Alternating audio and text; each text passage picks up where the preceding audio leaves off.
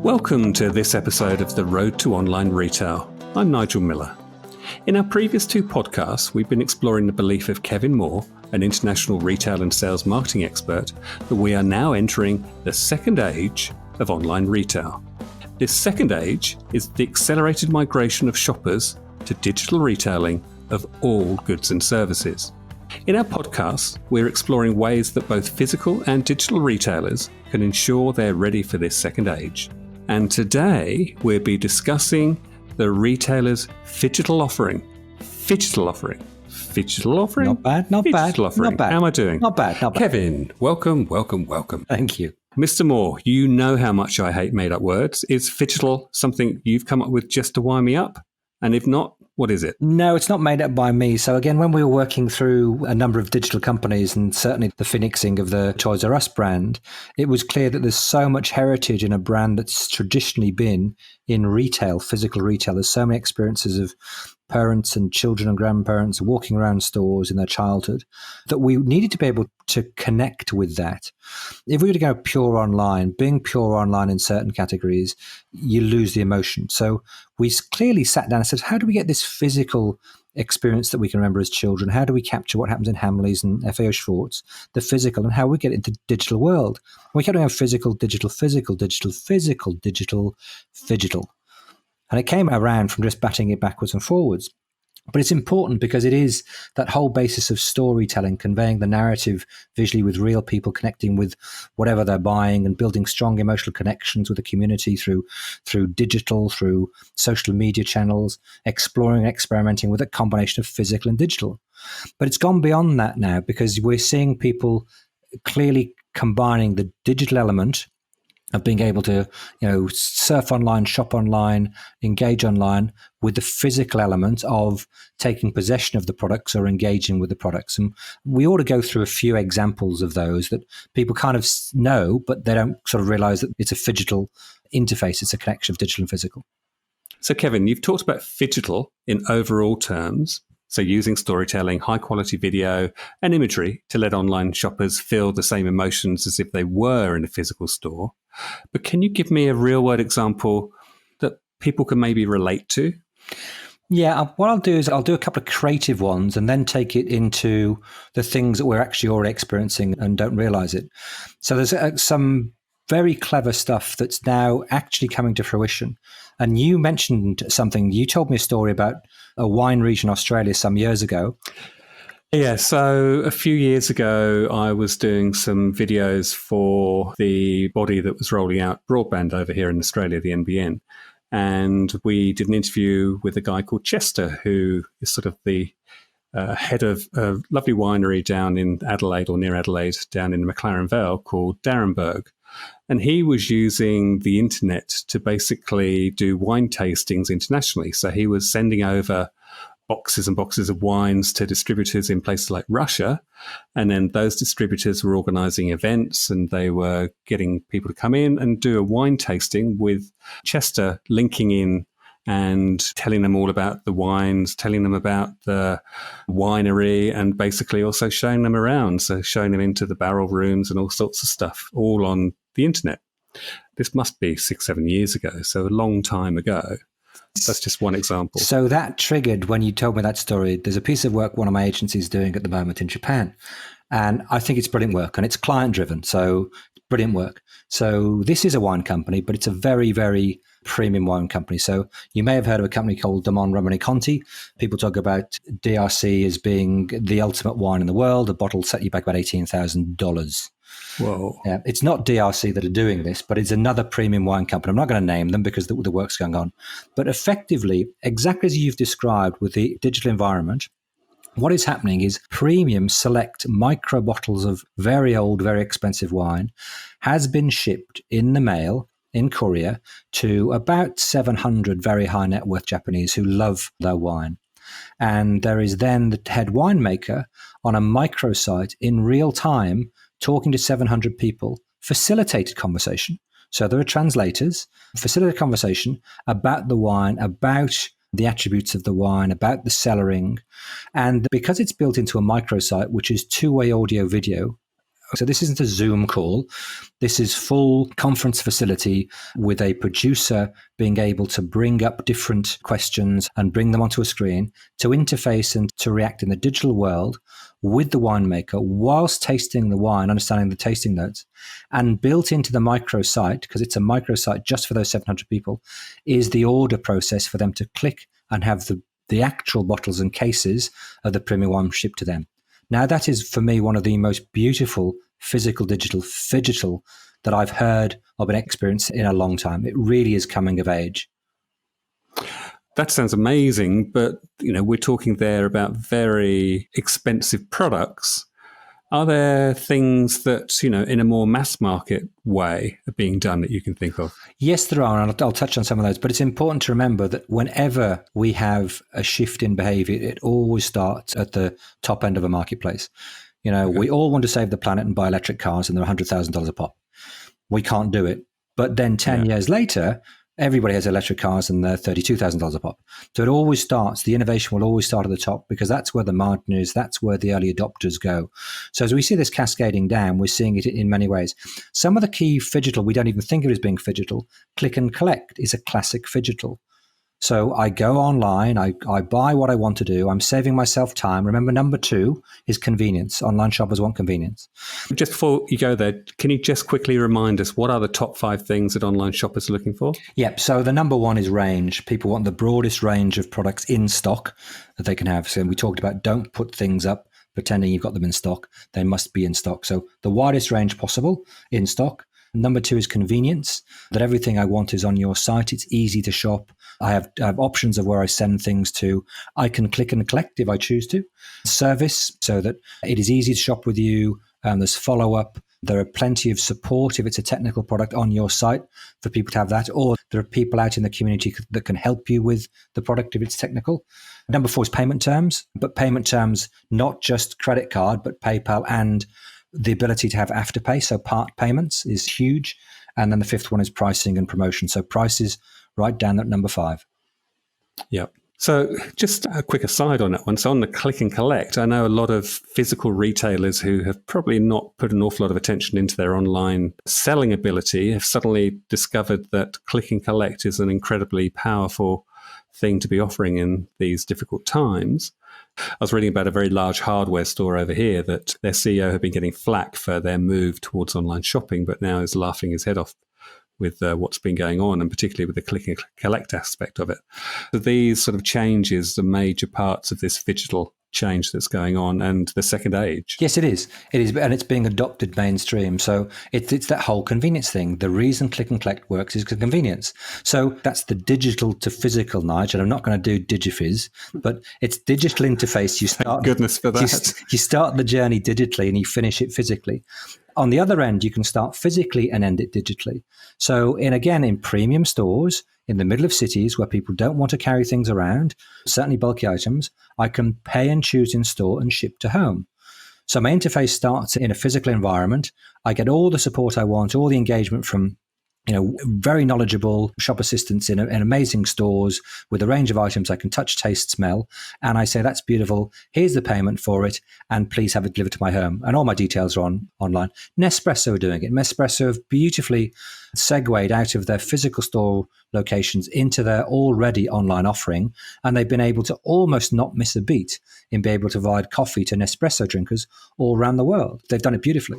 Well, I have to say, carpet sellers in Morocco and India have been doing it for many, many decades too. So absolutely. So if your details are there, you've got an online account, it's easy to do. I guess the other thing that's going on between the digital and physical at the moment, particularly with the COVID-19 situation in so many countries, is that businesses and even non-retail businesses, but service businesses are suddenly discovering that if they explore digital and experiment, people like karate lessons online, yoga lessons online, selling your clothes via lessons even. So I know manufacturers are doing lots of entertainment that gets people watching their product. There's a lot of exploring and experimenting going on that seems to be paying dividends for a lot of them. Necessity is the mother of invention. It makes us focus on things. A crisis makes us do things we were going to do and we hadn't got around to it. So the exploring and experimenting is great. You can see people doing it. And over time, what they will do is they will commercialize it.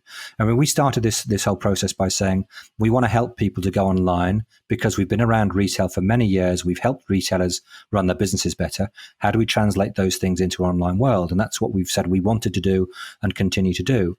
The important thing about this is that those who've been doing it for some time, so those who are 18, even over 18 months, even 6 months into the journey, those who had their online offerings 6 months before COVID, like the CEO of that hardware store that you talked about, the fact that they were prepared, the fact that Nespresso could do it, the fact that Bose had their direct to shopper and this came along, just accelerated that process to the second age. It just became eponymous. It became normal. But sometimes this exploring and experimenting takes us back to the future. I love the fact that in a number of communities around the world, there are dairy producers that can't get out to the metropolitan areas anymore, and they've going back to online delivery of dairy produce. So that's milk and cheese and butter. And they're finding ways in hotter climates to chill it and make sure there's a chiller box. Now, this is back to having a milk run, back to having a milkman. So that we were able to use the digital environment to reconnect with people in the postcode. Again, it doesn't have to be the other side of the planet. Online shopping is as much to do with our postcode and our community as it is to exporting to the world. I mean, one of your mates was saying, Miranda. Yeah, I've got a friend, Miranda Bond. She is a digital marketing expert. And she was saying that, yes, it's great to start off trying to reach your local postcode. But the fantastic thing is that you will suddenly find that people you would never expect to find you from all over the world might dip in and make contact and love what you're curating. Exactly. And your business expands in ways you never thought. Exactly. You start the process, you take one step and all of a sudden so you create awareness. That's the first thing you do. You create awareness, you then get engagement and then more and more people come. So Hobby Warehouse has a Japanese site. We didn't expect to have a Japanese site, but Japanese shoppers like the remote control, they like the radio control, they like the models, and more Japanese shoppers were finding the site, which at that time was a .com.au site. So we now have a Japanese site in Japanese to look after them. We didn't mean to do that. It just happened because you start to get out there. So this going out to the postcode and going out to your community naturally opens up the world to you. So I love that. I love that creativity and that exploring, experimenting is delivering lots of things that were old that are becoming new again. So just going back to where you started this, telling us about when you were doing your initial research for Toys R Us Australia and New Zealand, how concerned were you about not having physical? And what surprises have you found along the way? It's funny, we as the party launching it were not concerned at all. We would have been more concerned about signing 20-year leases and 12-year leases with landlords with CPI increases, so cost of living increases built into those contracts. That would have chewed up so much working capital. We couldn't have possibly have got the business off the ground and grown as fast as we have done if our monies were tied up in storefronts. It was a challenge to be able to convince, to begin with, the global CEO of Toys R Us and his team that this was the way to go. And they had the option of choosing companies that had physical storefronts. But they said, you know what you're saying, every bit of research you're discussing, every bit of work that's been done by every research, Nielsen, GfK, everybody in the world is saying the same thing. This sector will have up to 50% of its sales online by 2023. Now we've had COVID, it'll be 50% of sales by 2021. So it's a mindset. I go back to that thing. If it's been your paradigm, if you've been in physical retail all your lives, it's very difficult to have that shift. I take my hat off the CEO of the hardware company because he would have had to fight tooth and nail with his shareholders to say, we're going to put money into this thing that isn't going to pay today, but it will do one day, and that day's come. And then the other thing is that obviously when you dive into the digital world, you don't really know how it's going to go. And you've got so much to learn. I seem to remember that come Christmas time, you guys were a little bit surprised about the volumes you were getting, which you were pleasantly surprised. Is that correct? Oh, absolutely. Yeah. And that was, again, because the brand was well known and recognized. And once you re-engage with people, it came alive again. So we're recording these podcasts, Nige, a week apart. Since the last time we met, when you played John Bob and my single, Dreams by Finding Cadence. So have a guess How many people that has been served up to? They haven't seen it. What market, number of people has that been served up to? Oh, well, look, I mean, it was an amazing piece of music. So it must be in the 30 people. 400 million. Oh, served to. Served up, it is available to 400 million people on 150 platforms, including YouTube. Yeah.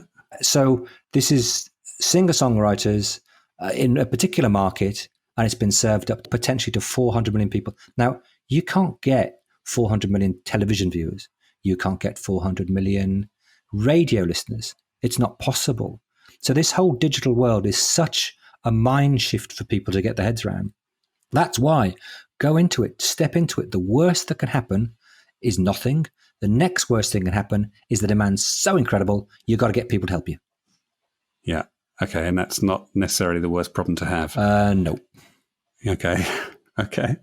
So, Kevin, going back to the top 5 things that online shoppers are looking for, and number 5 being price and promotion, from the actual digital retailer's point of view, where should promotion be in their top 5? On 5.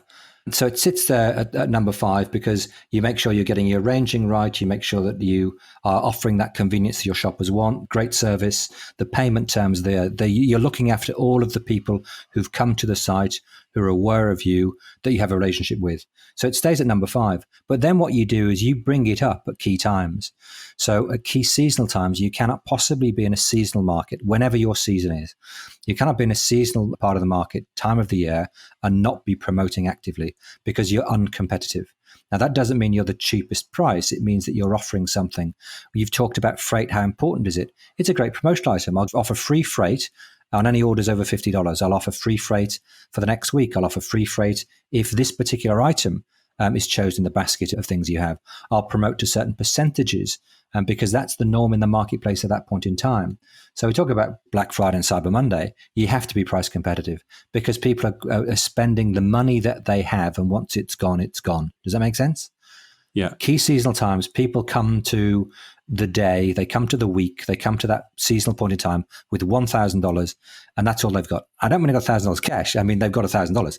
So on their credit cards, in cash, borrowing from their mate, whatever it may be, that's what they've got. And if you don't get your share of that at that time through pricing and through promotion, you lose that season for 3 months, 6 months, 9 months, 12 months, depending on what type of season it is. Okay. And then sort of more creative promotions. I have to say I was amused by one that you guys did at Toys R Us in Australia and New Zealand with your recent toilet roll challenge. I can put a photo up of this on the website, but can you tell us a little bit about that? Yeah, we were knocking around ideas and said, look, it's crazy what the world is doing with toilet rolls. One of the guys in the business, his wife is a psychologist, and she said the psychology behind what happened with toilet rolls is the whole concept of fear of missing out, which we understand. That drives so much of society. You know, I need to get it because it may not be there. Why toilet roll? Because of the size. So if you walk into a grocery store with 20,000 items, 20,000 SKUs, if you're out of stock of every single salt and pepper in that store, it's about 12 centimeters, 4 inches wide. If you're out of stock of all of the toilet paper because of its bulk size, there is a 20 foot, there's a 10 meter run, 8 meter run that's empty. And once that starts, then the other bulk items start to go too. Anyway, we're knocking this around going, this isn't crazy. And somebody said, why don't we just put in a gift wrapped toilet roll totally randomly into orders for the next week? So we've got all these orders flowing through the pick pack lines. Why don't we just gift wrap them and just drop them in? Don't tell anybody, just drop them in. Anyway, the first order shipped, there's about a day shipment time. So 24 hours later, the first person takes a photograph, puts it up on Facebook and says, guys, thank you for this. Very funny. We love this. Great. And it just went from there. It built. So then we said, okay, if we've captured the imagination and we're now storytelling, so people are telling their own stories. So remember, we're going back to this whole thing about people go, oh, that's crazy. Look, inside my home, a toilet roll, gift wrapped in Toys R Us paper, by the way. We're not skimping on this. This is that was a funny bit. Gift wrapped with Toys R Us wrapping paper. It started to go viral and people started to talk about it. So they said, okay, so how do we get kids involved in this? We said, well, let's try and build something where the arts and crafts, we're big believers in play being an important part of a child's development. Why don't we take all the empty toilet roll holders and get them to create things? And they did. And we ran the toilet roll challenge, and kids all around the country were building these amazing things and painting them and creating things. And we gave away prizes supported by a lot of the suppliers. And it's that being true to your brand, doing things that are entertaining, engaging, storytelling. They're telling their own stories, and it just came alive. That type of creativity you can do in a physical environment with difficulty. In an online environment, it is so fast to do. You don't have to line up, 50 or 100 stores and say, on this date, a box is going to arrive in store. Please put this out. This is the point of it. You don't need to. You just seed the product, or you seed the internet, or you email with links that people can see and hear and play with. And you can bring it live so fast. It's such a dynamic environment. Do I sound excited? I love it. You do. And I have to say, what was amusing me is that you were the chairman, I think you maybe even still are the chairman of a digital agency that has the people that go out to the stores and set up those retail displays and check the stocks on the shelves, et cetera, et cetera. What you're saying is in the digital world, we can all do that creating, that displaying, that playing, that whatever, and see what effect it has. Yeah, absolutely. So again, we send people to stores to enhance the shopper experience, to either pass on product knowledge to retail store staff in certain environments, to be able to create displays, to be able to create noise and buzz and color inside stores. We should adopt exactly the same processes and thought processes with an online business. That's why you and I together, Nigel, you're a top producer. You understand production and how to get messaging over. And you've taken me down this path of saying, well, all those things are happening. How do we bring them alive so people can take them out of the traditional retail environment and bring them alive online? And that's what I find exciting. Well, I think from my point of view as a non-retailer, I mean, you've always said that good physical retail is really about theatre. And I used to do a lot of industrial theatre in London many years ago, so I get that. I think that's what I quite like about looking in on this world, is that there are so many opportunities for people to be creative, whereas traditionally you thought of retail as being a bit boring. That's a judgment of a lot of the people that got lazy in retail. Not everybody did that. So there are some outstanding retailers who still keep it alive, but it is very difficult when the business gets to a certain size and you're looking at inventory turns and you're looking at your, labor rates in stores and you're looking at your lease negotiations, the things get so big that people lose the ability to be creative and fun. That's why I love small businesses. I have huge respect. There are much cleverer men and women than me that run big companies. God bless them, I couldn't do it.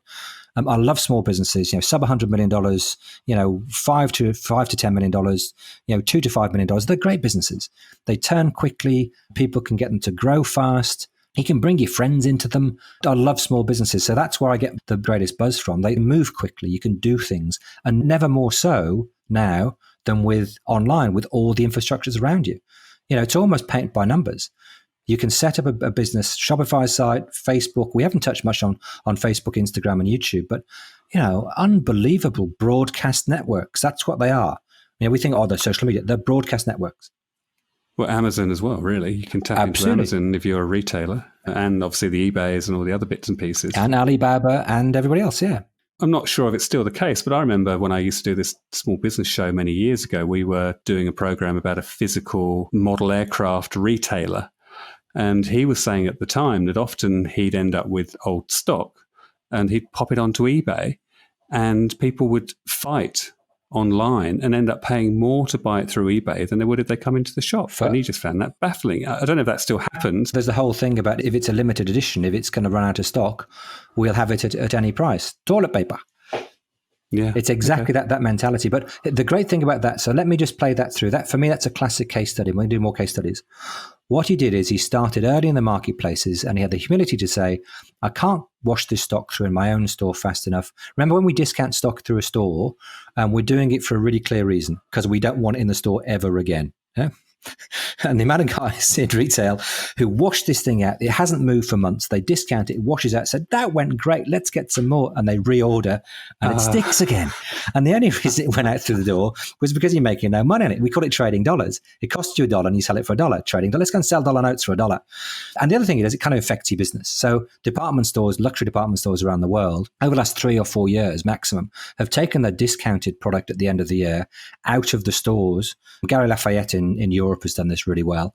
And they've taken them out of their stores. And in the same shopping mall or a quite close by lease line, another shop close by, they've put all their clearance items so it doesn't infect the feel of the store. Does that make sense? That makes perfect sense, yeah. So when you're doing that in retail, you don't want the store to be infected, because when you walk into a store and there's nothing but tickets, markdown tickets, you think, oh, something's not good here. So going back to the guy with the model aeroplanes, what he did is he said, I need to wash out some SKUs that aren't selling, some product lines aren't selling. I'll go to eBay in the early days. Put them up on the eBay site as clearance, and people took them. What he did is he started for the first time to go into the marketplaces. And unwittingly what he did is he built up a comfort with online, with pricing, with supply, with how he promoted, with his brand going up onto that site. And unwittingly what he did is he started to advertise on broadcast media. Now, I'm going to guess he couldn't afford to buy Channel 9, 7, 10, any broadcast. He couldn't do any free to air. He couldn't do anything. Local radio, possibly. But so what happened is, little by little, his brand got impressions from people on eBay who saw it on eBay and said, well, if he's good enough to be on eBay, he must be quite big and he's trustworthy, and the brand grew. So these have now become significant broadcast media, where the same way as we used to run a 30-second television commercial or we'd run a 15-second voiceover for radio, what we're now doing is we're using this media to get messages over, and anybody can do it. Just by being there, you're doing it. So are you saying even what are relatively large online businesses like you guys with Hobby Warehouse and Toys R Us, would you use marketplaces? Oh, absolutely. Oh, absolutely. Why? So go back to price and promotion. So 2-3 times a year, we'll price promote specific SKUs on the major marketplaces, because our brand is on that marketplace. And if with eBay and Amazon, we choose to pay extra to be on our banner advertising, or we choose to pay extra to be on an email feed, then our brand impressions go through the roof. We get a massive spike of people buying the product through the marketplace. And 2 weeks, 4 weeks, 2 months, 3 months later, a large number of those people who bought on the marketplace will come back to ourselves directly to the website to buy another SKU that isn't on the marketplace. So you're not so concerned if you're not making a good margin on those. You're really doing that for promotion rather than for profit. Absolutely. Yeah. Yeah. Okay. So there are times where you're pulling different levers in the business to decide where you're going to make money, and you're investing in awareness. So effectively being on a marketplace with a limited number of your SKUs at key times of the year is building awareness. You're paying for awareness. That's fundamentally what you're doing. Basically the old equivalent of banner advertising, but somewhere else. Yeah, it's catalog advertising. It's a form of awareness, digital awareness. Yeah. Okay, great. Social, how important is social to the Phygital? Yeah, it's everything. So if for a second you believe that you can have an online business without some form of social media, forget it. It's just not going to happen. You need that awareness, and the only logical place for somebody to become aware of you. So remember, we're going awareness, engagement, something, and transaction. So Toys R Us, Hobby Warehouse, we do awareness, engagement, entertainment, transaction. They come to the site. It's amazing. It's beautiful.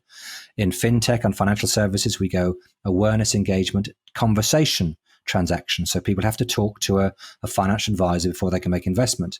If we talk at the music, I talked about reaching 400 million people. If you go to Spotify, it's awareness, engagement, follow. There's a follow button, follow and transaction. People stream for over 30 seconds, you get royalties. So every one of these online models has some form of 4 steps, and it all starts with awareness. Number 2 is always engagement. Number 4 is always transaction. And in the middle, the third one is unique to your particular industry. So you cannot possibly get that awareness and the natural engagement into your site without using the social media platforms. Okay. Well, look, I think we're going to touch on social a lot more, particularly with some of the case studies we're going to have in future episodes. But very, very quickly, what are the key take-homes that people should be considering with the retailer's Phygital offering? Nigel, if you can say it, I can recap it. Well done. Well done. What you don't know, listeners, is that took him 4 takes. So the key thing about Phygital, it is that combination of physical and digital. It may start in a physical environment and follow through into a digital environment. You may start in a store having a great experience and buy in the store and have the product shipped to you. You may start in your home with click and collect, where you order the item and physically go to the store and collect it and bring it home. It may be because you put gift-wrapped toilet paper in the packaging that they've bought, and it's a physical interface with the shopper. It's that blending in any way you possibly can to make sure that you're bringing alive something that may only have been previously a digital engagement, a digital experience. You're embedding in it, imbuing in it as much the emotions that we have in the real world in your digital offering. Okay, great. Well, I think that's a good place for us to wrap up this episode. So please give us a review and a rating on your podcast app. In the next episode, we'll be taking a look at some real-world case studies, and I won't have to tackle any words that I can't get my head around. And we'd be doing that to help you better understand how to capitalize on this second age of online retail. Now, if you'd like to find out more about Kevin's thoughts on ways to improve the retail customer experience in both the physical and online worlds, please go to our website, theroadtoretail.com. That's theroadtoretail.com. On the site, you can send in any questions you might have about the topics we're covering in these podcasts. You'll also find links to our various retail marketing and sales courses, and links to our social media channels where we can keep the discussion going. And finally, if you want to learn how to improve the shopper experience for your online retail business, then, as we've mentioned before, you'll be pleased to hear that we're about to launch our first course dedicated to the online shopper experience. There's a link on the site where you can register your interest, and by registering, you'll be entitled to a 50% early bird discount. Until next time, thank you for listening. But before we go, after last episode's amazing exit by Kevin and his band, Kevin, I gather you guys are all there again today. What have you got for us this week? Oh, this is a beautiful song. So Bob Cleversley is our lyricist. He writes beautiful songs, and John Lay the most beautiful melodies. So Bob wrote this for his wife, Kim, and the song is called Say You Love Me. Take it away, Kevin.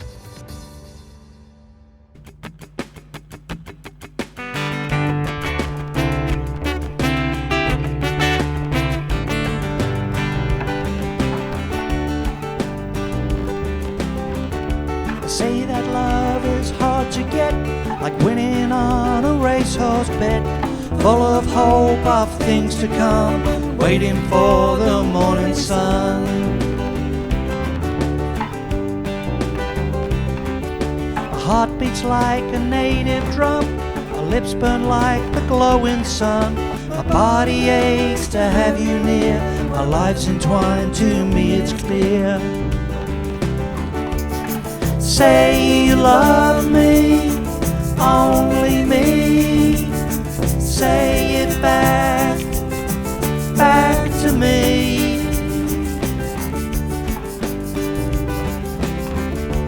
Far away I feel you near, within my heart I hold you dear.